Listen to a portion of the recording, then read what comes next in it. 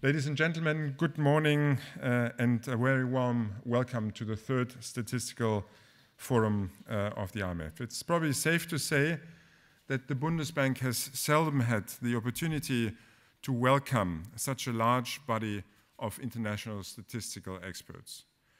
The objective over these 2 days is to bring together data producers, policymakers, academics, and other users to discuss how to further improve the provision of statistics for micro and macroeconomic analysis. For central banks, this is of vital importance.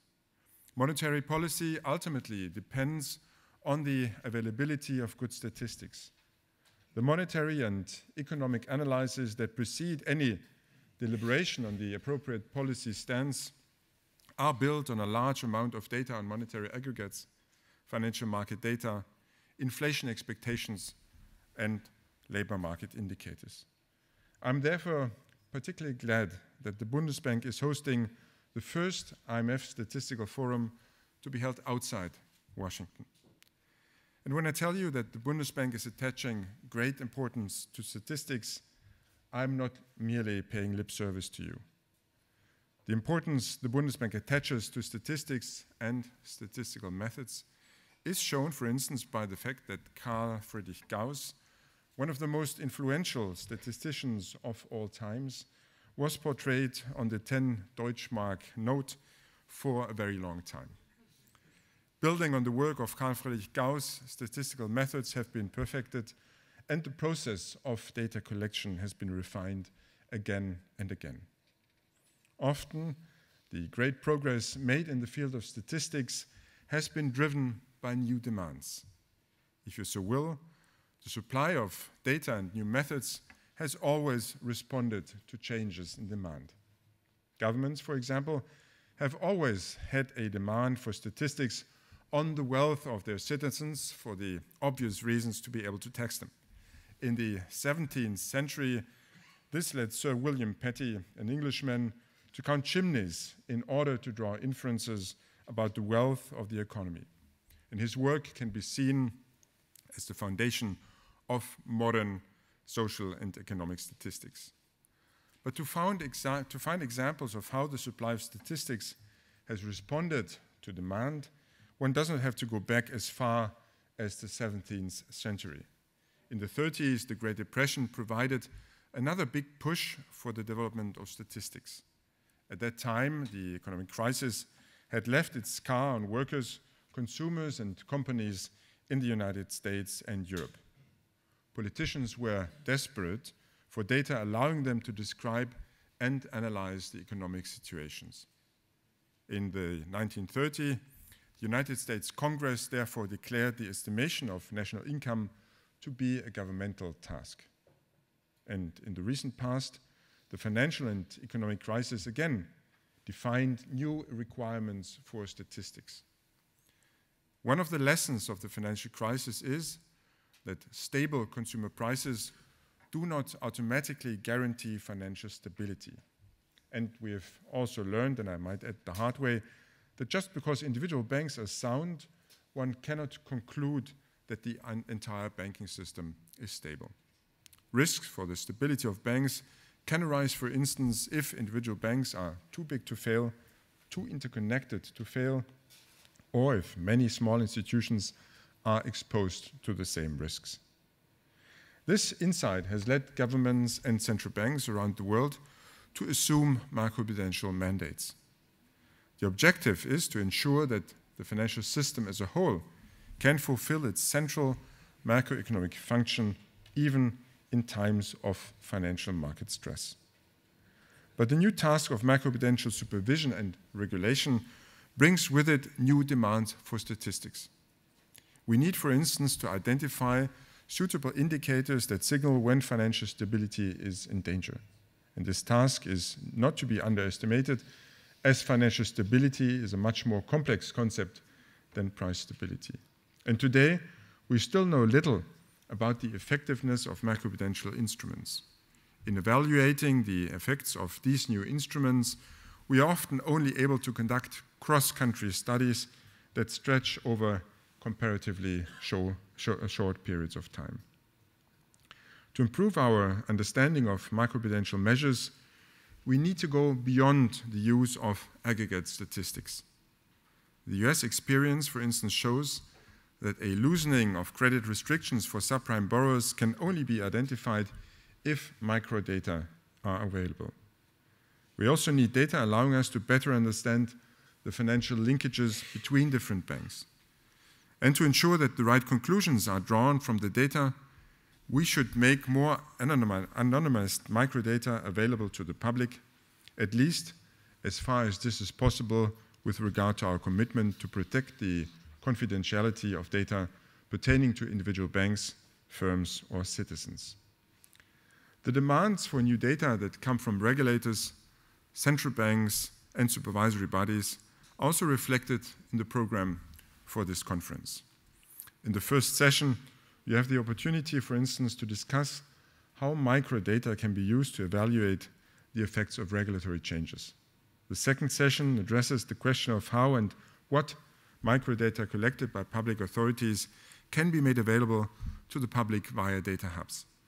And the third session looks at how data can be used to understand financial interconnectedness, for example, by linking a buyer and a seller of a security, or by identifying who is lending money to whom.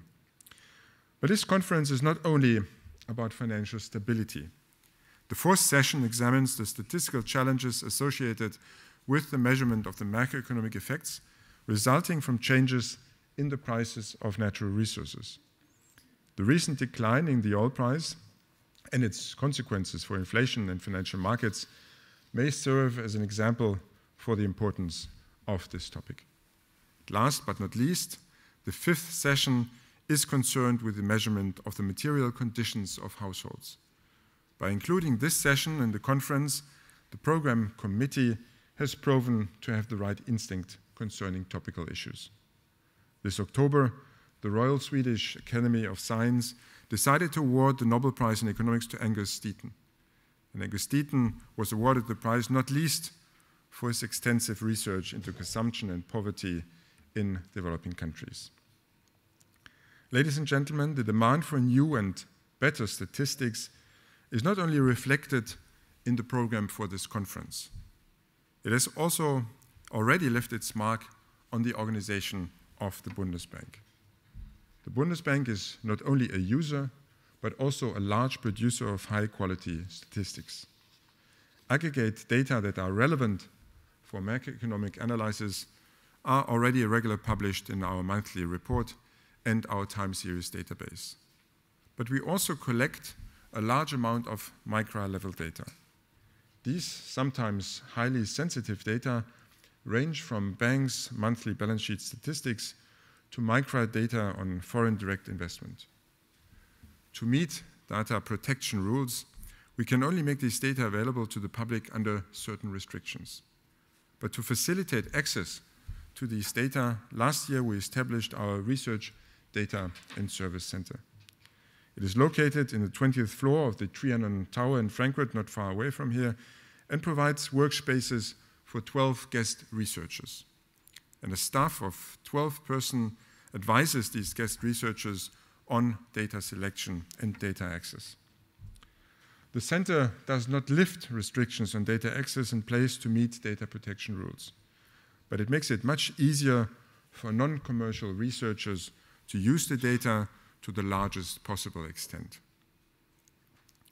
One example of the many sets of microdata available in the Research Data and Service Center is our panel on household finances.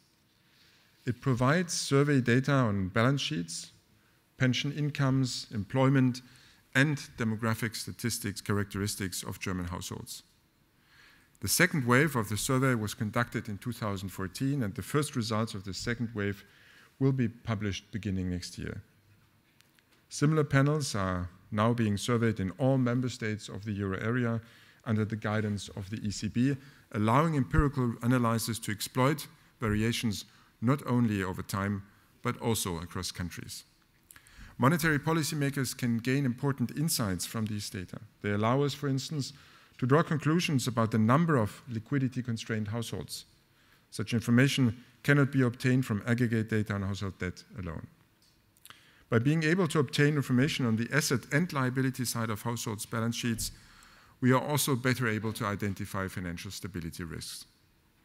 But the panel on household finances does not only yield important insights for central bankers, it is also a great treasure for academic researchers. To date, 60 researchers in Germany and more than 150 users abroad are using these data from the panel on household finances. Their projects cover a very broad range of topics. There are, for instance, projects on the impact of monetary policy on income distributions, on the importance of residential property for retirement saving, or on measuring poverty and consumption. So it is probably fair to say that the panel on household finance is one example where the demand for deeper analysis is already producing new statistics and important insights. The advance of modern information technology in all areas of society means that we're able to analyze and link ever larger data sets. There's no doubt that more data and new data processing technologies can facilitate the work of researchers, supervisors, and statisticians. But it increasingly also raises serious questions of data protection. And it also requires taking into account that the burden of collecting data and processing the data has ultimately to be borne by businesses, banks, and households. So the famous saying, "there is no free lunch," holds for data collection too. But maybe this aspect will already be addressed during this conference. Perhaps it's also a topic for your next conference. Ladies and gentlemen, you have 2 very interesting days ahead of you, and I do not want to strain your attention too much.